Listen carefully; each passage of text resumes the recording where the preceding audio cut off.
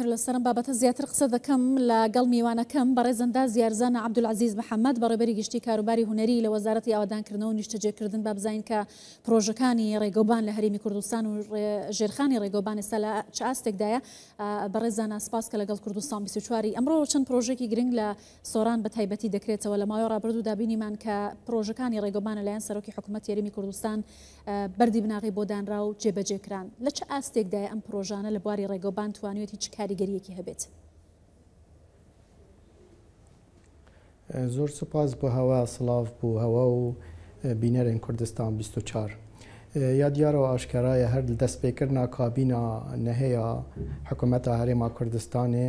سەرۆکی حکوومەتە هەرێما کوردستانê ڕێزدار کاک مەسرور بارزانî گرنگیەکە ئێکجار مەزن bi سێکتەرê ڕێگاوبانە دایە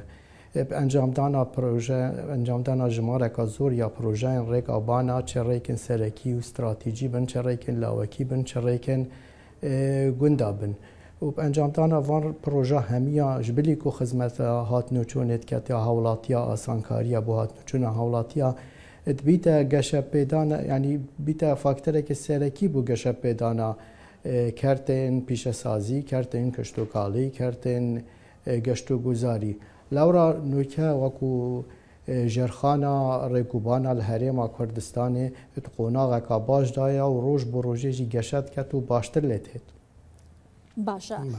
بەڕێز زانە ئایا ئەمانی هەرێمی کوردستان لە بواری ڕێگەوبان کردوێتی ئەم پرۆژانە گۆڕانکاری نەوعی لە ڕێگەوبانەکان لە هەرێمی کوردستان کردووە توانراوە بە پێوەەر و ستانداردی جیهانی و نێودەوڵەتی ئەم پرۆژانە جێبەجێ بکرێت؟ بەڵێ هەر پرۆژەیەکێ ڕێگاوبانە لە کوردستانی تێتە ئەنجامدانە سەرپەرشتیە وەزارەتە ئاوادانکردنی و نیشتەجێکردنی دیف ستاندەرên عێراقیەت ڕێگوبانە تێنە جێبەجێکردن و ئەف ستاندەرە سەر بنەمایە ستاندەرێت نیڤدەولەتی هاتینە دانان کو دیف ستاندەرێت نیڤدەولەتی هاتینە دانان سەر بنەمای بارودۆخ و سەقای عێراقی هاتینە دروستکردن. ئەف ژمارە زۆرا پرۆژە ئەکید گۆڕانکاری زۆر سەر ژێرخانە ئابووریە هەرێما کوردستانê کردینە بۆ نمونە عنی دوێ ماوێ vê kabînêda temenê kabîna nehêya hikûmeta herêma Kurdistanê 718 proje hatine temamkirin rêgavbanê de li her sê budceyên weberhênanê û budcê asayî û budcê wêzgekanî kêş ev 718 projeyê kertê rêgavban بکوژمê zêdetir 1 trilyon û 32 milyar bîte teqrîben 2680 kilometr yê rêkê hatine çêkirin û nîjenkirin بۆ خزمەتە هاوڵاتیان هەرێما کوردستانê. باشە بەڕێزانە ئەوەی ئاماژەتان بە بودجە کرد لەوانەیە حکوومەت هەرێمی کوردستان بودجێکی کەمتری لە بەردەستا بێت بە بەراورد بە عێراق ئایا حکوومەتی هەرێم توانێتی بۆ بودجە کەمە شۆڕشێکی گەورە لە بواری ڕێگەوبان بکات ئەوەی کە حکوومەتی عێراق نەیتوانی وە بیکات ئەگەر بەراوردێک لە نێوان ڕێگەوبانەکان لە هەرێمی کوردستان هاوکات عێراق بکەین بودجەیەکی بەرفراوانی لە بەردەستایە بەڵام خەڵک ناڕازین لە عێراق؟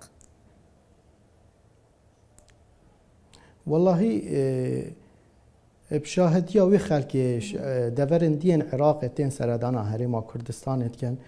amaja pûê çendê den yanî ku hemî kertin Kurdistanê geşep kirdiye xaseten kerdê rêkûbana ew şahediye hindê den ku kertê rêkûbana zor pêşketîtireş deverên دیên Iraqê min divêt amaja li vêre bi xaleka dî bidem yanî ساڵە 2014 وەرە تا ئەڤروکە 1 دینارش حکوومەتە عێراقا فێدرالی نەهاتیە دان بۆ حکوومەتە هەرێما کوردستانê بۆ جێهێنانا پرۆژێن وەبەرهێنانê یان پرۆژێن خزمەتگوزاری بۆ هەرێما کوردستانê ئەف پرۆژێن من ئاماژە پێدای هەمیل سەر داهاتێ نافخۆیê حکوومەتە هەرێما کوردستانê هاتی نەکردن جێبەجێکردن هەرچەندە پێویست بوو یعنی دیف یاسا قانون موازنه عراقی سال 2023 و 2024 و 2025 پێویست بۆ ڕێژە 12.67 بودجە عێراقی بۆ هەرێما کوردستانê بهێتەکردن بێدەڤڕێکردن بەلێ بەداخەوە ئەو بودجە نەهاتی هەنارترن تنێ ئەو بودجە تێتە هەنارترن بۆ موچەیە کو ئەو ژی تیف پێزانینتمە و نابیتە ڕێژە 5 سەدێ و ئەو بودجە زەبەلاحە بەردەستی حکوومەتە فێدرال نەشایە وێ خزمەتێ بۆ خەلکی خۆ بکەن وا ژێرخانە وان یا ڕێکوبانە پێش بێخن و بهین گەهینەوەی ستاندەرین جیهانی. زۆر باشە بەڕێزانە شتێکی گرنگی دیکە کە لە جێبەجێکردنی ئەم پرۆژانەدا هەیە ئەوەیە کە سەررجەمەم پرۆژانە بە تیمی ناوخۆیی یا بڵین بە کۆمپانیای ناوخۆی و دەستی کاری ناوخۆ لە هەرێمی کوردستان بە ئەندازیاری پسپۆڕ و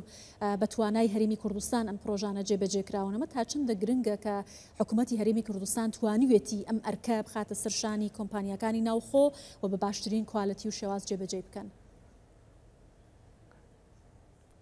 ایکش خالن هر باشیت و کابینه کو گرینگیت دانه که باش هاتیه کرن کمپانی نافخویی و دست نافخویی کار بکن چونکی براستی خلک ما کردستانی که امترنینه هم توانایت خو هم شارزایی خود همین بوارا داشت خلکی دیتر و اوجی بو دریوه براستی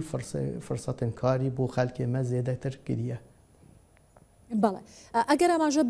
بە گشتی جێبەجێکردنی ئەو ڕێگەوبانانە بکەین لە دروستکردنی جووتساید و بەرزەپرد و ئۆڤەرپاس و ئەو دیزاینە تایبەتەی کە بۆ دەکرێت ئەتوانین ئێستا بڵێن هەرێمی کوردستان هاوشان لە گەڵ وڵاتانی پێشکەوتو توانیوێتی دیزاینێکی نوێی شارسازی شارستانیانە لە هەرێمی کوردستان بنیاد بنێت و ئێمە ئەمڕۆ بەرهەمەکەی دەبینین؟ بەدڵنیاییەوە ئەف جێرخانە ڕێگوبانە هەرێما کوردستانی زۆر پێشکەتیە و ڕۆژانە پێشکەفتنێدایە و باشتر لێت هێت و ئەنجامدانە وان پرۆژێن مجموعەیەکە پرۆژێن دیژی کوونکەت قۆناغی جێبەجێکردنێدانە ئەنجامدانە وان کوتایینانە وان پرۆژەژی ژێرخانە ڕێگوبانە لە هەرێما کوردستانی بەرەف پێشتر چیت و دەگەفتە دیف ستاندەرێت جیهانی. زۆر باشە زۆر سپاس دەکەم بەڕێزەندا زیارزانە عەبدولعەزیز محەممەد بەڕێبەری گشتی کاروباری هونەری لە وەزارەتی ئاوادانکردنەوە و نیشتەجێکردن لە هەولێرەوە لەگەڵم بووی سپاس.